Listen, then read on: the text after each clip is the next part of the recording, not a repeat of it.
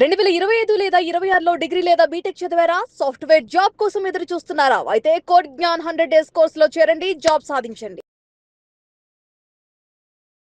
కొన్ని కంపెనీస్ అసలు ఏ బ్యాక్గ్రౌండ్ ఏంటి అన్నది కూడా చూడరమ్మ. జస్ట్ మీ దగ్గర స్కిల్ ఉందా లేదా, మాకు పైథాన్ ఫుల్ స్టాక్ కావాలి, పైథాన్ ఫుల్ స్టాక్ కావాల్సిన స్కిల్ ఉందా లేదా, మా ప్రాజెక్ట్కి కావాల్సిన స్కిల్ ఉందా లేదా అన్నదే చూస్తారు.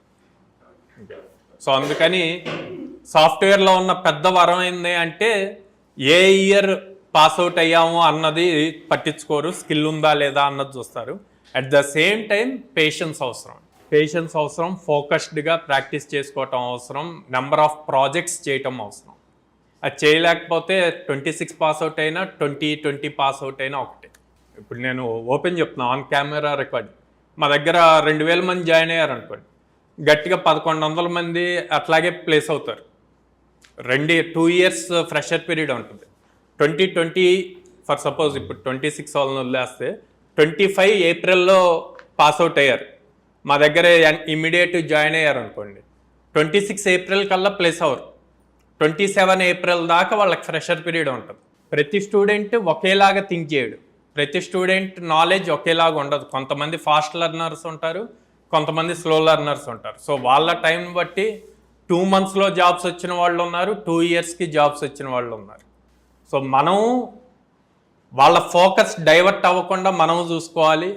మేజర్గా నేను పేరెంట్స్ని రిక్వెస్ట్ చేసేది ఏంటంటే, పక్కన మీరు ఒక డెసిషన్ తీసుకున్నారు, కోడ్ని నమ్మారు, పంపించారు, మళ్ళీ పక్కన ఇంకొకళ్ళు వచ్చి ఈ కోర్స్ ఎందుకు జాయిన్ చేసావు, అంతా డేటా సైన్స్ గురించి మాట్లాడుతున్నారుగా, క్వాంటమ్ కంప్యూటింగ్ గురించి మాట్లాడుతున్నారు కదా, దాంట్లో జాబ్ వస్తే 10 లక్షలు వస్తుంది, 15 లక్షలు వస్తుంది, మళ్ళీ ఆ మాటలని మళ్ళీ కోర్స్ మార్పించటాలు ఇవి చెయ్యొద్దు. ఆ 2 సంవత్సరాల టైము మీరు చేయాల్సింది, మా దగ్గరకు 6 గంటలు పంపించండి, మేము చూసుకుంటాం. ఇంటికి వచ్చాక ఏం చేస్తున్నాడు అన్నది ఇంపార్టెంట్. ఫోన్ ఎంతసేపు వాడుతున్నాడు. చాలామంది పేరెంట్స్ ఏమంటారు, సార్ మా వాడు బాగా కష్టపడుతున్నారు సార్, రూమ్లోకి వెళ్ళి ల్యాప్టాప్ పట్టుకొని ఎప్పుడూ ఏదో ఒకటి చేస్తున్నాడు. ఏం చేస్తున్నాడు? సినిమా చూస్తున్నాడా, కోడింగ్ చేస్తున్నాడా, ఆ ప్రూఫ్ ఏంది? అది చూసుకోవాలండి. ఎందుకు రూమ్లోకి వెళ్ళి చేయటం, బయట హాల్లో కూర్చొని చేయొచ్చు కదా. 4 సంవత్సరాలు మీరు ఇంజనీరింగ్ చేర్పించారు, అప్పుడు చేయలే, ఇప్పుడు సపరేట్ మళ్ళీ రూమ్లో పోయి చేసేదే ఉంది. అవి పట్టించుకోవాలి. మీరు ఎప్పుడైతే పేరెంట్స్గా అవి పట్టించుకుంటారో అప్పుడు ఆటోమేటిక్గా రిజల్ట్ వస్తుంది పిల్లల దగ్గర. అవి పట్టించుకోకపోతే మేము ఏం చేయలేం.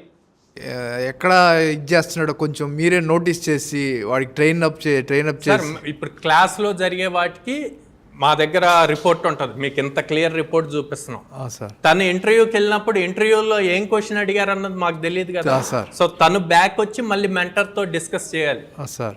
మెంటర్తో, సార్ మాకు ఈ క్వశ్చన్స్ అడిగారు, నేను ఇది చెప్పలేకపోయా, లేదా ఇలా ఆన్సర్ చేశాను, సెలెక్ట్ అవుతానా లేదా అంటే మెంటర్ కరెక్ట్ చేస్తారు సార్. అది ఇంకా స్టూడెంట్ ఇనిషియేషన్ తీసుకోవాలి సార్. అది మేము తీసుకునేది కాదు సార్.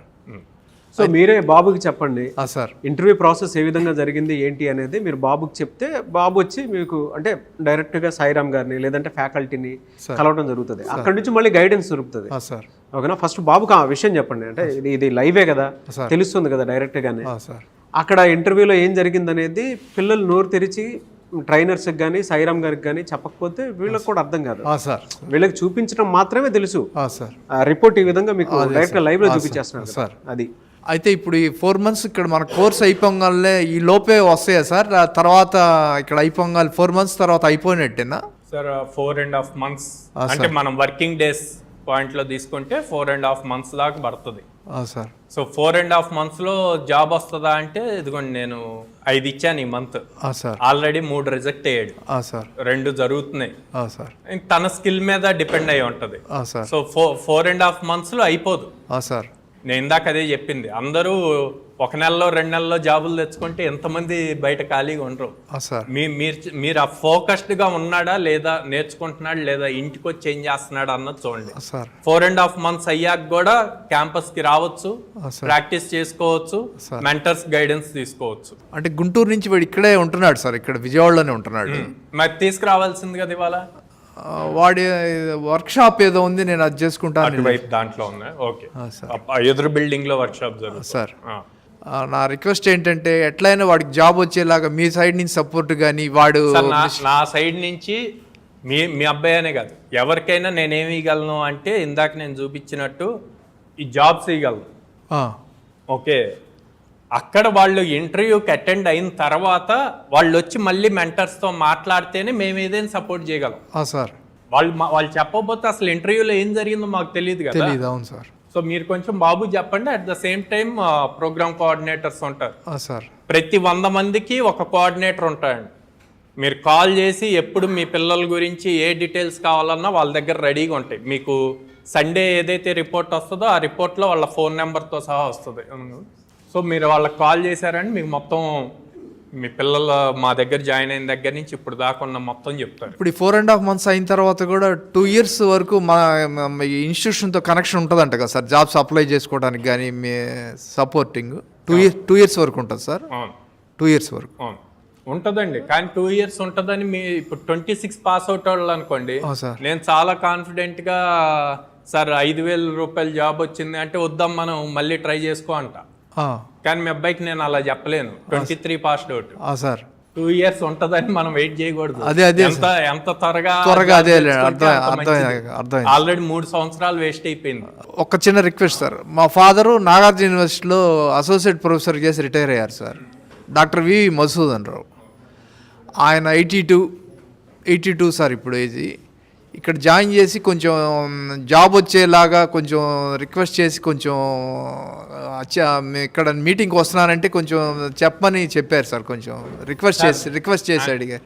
కాదు మీరు రిక్వెస్ట్ సార్, మీ ప్రాబ్లం నేను అర్థం చేసుకోగలను. పెయిన్ సార్, పిల్లలు కంప్లీట్ అయిపోయి బీటెక్ అది కంప్లీట్ అయిపోయి జాబ్ రాకపోతే పెయిన్ ఎలా ఉంటుందో తెలుసు. నేను అదే చెప్తున్నాను. ఇప్పుడు మా సైడ్ నుంచి ట్రైనింగ్లో ఏమన్నా మిస్టేక్ ఉందనుకోండి, క్వాలిటీ ఆఫ్ ట్రైనింగ్ రావట్లేదు అంటే మీరు మమ్మల్ని క్వశ్చన్ చేయండి. ఓకే, మేము చెప్పినట్టు నెంబర్ ఆఫ్ ఆపర్చునిటీస్ చూపించట్లేదు అంటే మీరు క్వశ్చన్ చేయండి. ఇంకా అక్కడికి వెళ్ళి పెర్ఫామ్ చేయట్లేదు అంటే నేనేం చేయలేను సార్. ఎందుకు చేయలేను అంటే మీకు సండే రిపోర్ట్స్ పంపిస్తున్నాం, మంత్లీ రిపోర్ట్స్ పంపిస్తున్నాం. అంటే మీరు అది చూసుకొని ఎప్పటికప్పుడు మీరు కరెక్ట్ చేసుకుంటూ ఉంటే, మీరు పిల్లలతో మాట్లాడుతూ ఉంటే అప్పుడు ఈజీగా కరెక్ట్ చేయడానికి ఉంటుంది. సో మీరు ఒకసారి మాట్లాడండి బాబుతో. అట్లా వర్క్ షాప్ లోనే ఉన్నాడు కాబట్టి మనది సెషన్ అయిపోయేసరికి రమ్మన్నాను సార్. మన సెషన్ అయిపోయేసరికి అక్కడ కూడా కంప్లీట్ అవుతుంది. తర్వాత నేను మాట్లాడదాం మనం. సార్ మీకు సరే sir. Okay, thank you sir.